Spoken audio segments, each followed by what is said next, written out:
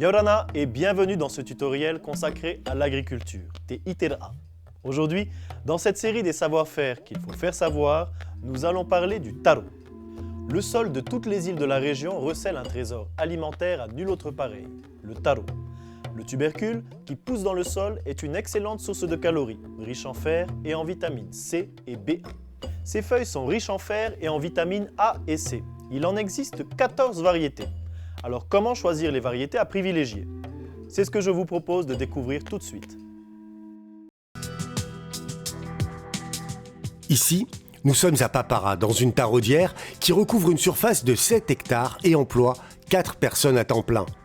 Sa particularité est qu'elle propose plusieurs variétés de taros. On peut distinguer 2 grandes catégories, les taros traditionnels et les taros hybrides. Chacun possède ses propres qualités. Le traditionnel est plus résistant, l'hybride plus productif. On pourra sans difficulté utiliser dans le même champ des taros issus de chaque catégorie. Dans chaque catégorie, il y a des taros qui possèdent des qualités gustatives différentes. Le VO Ere ou taro noir est le préféré des Polynésiens. Il est suivi de près par le Manaura, taro vert aux tiges rouges.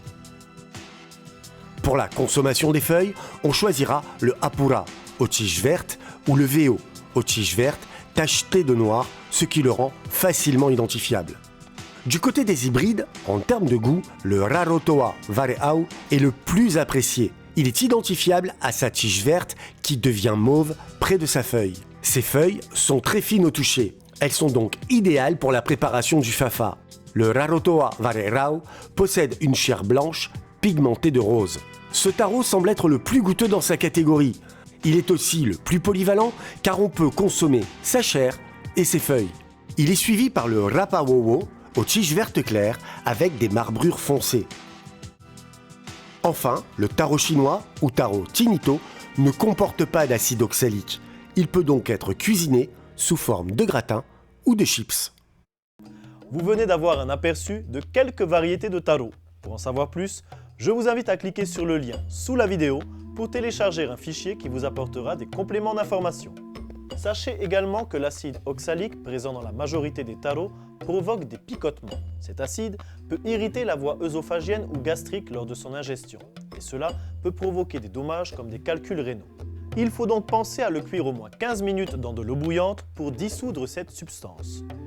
Il est important dans nos îles de préserver la biodiversité des taros. Il est donc conseillé d'en cultiver plusieurs types et plusieurs catégories. À l'occasion, tentez de devenir un goûteur expert, capable de déterminer l'origine du taro, comme d'autres déterminent l'origine des cépages pour les grands crus. Pour ma part, je vous donne rendez-vous très vite pour un nouveau tuto. Pensez à vous abonner en cliquant sur la petite cloche ci-dessous. Allez, nana!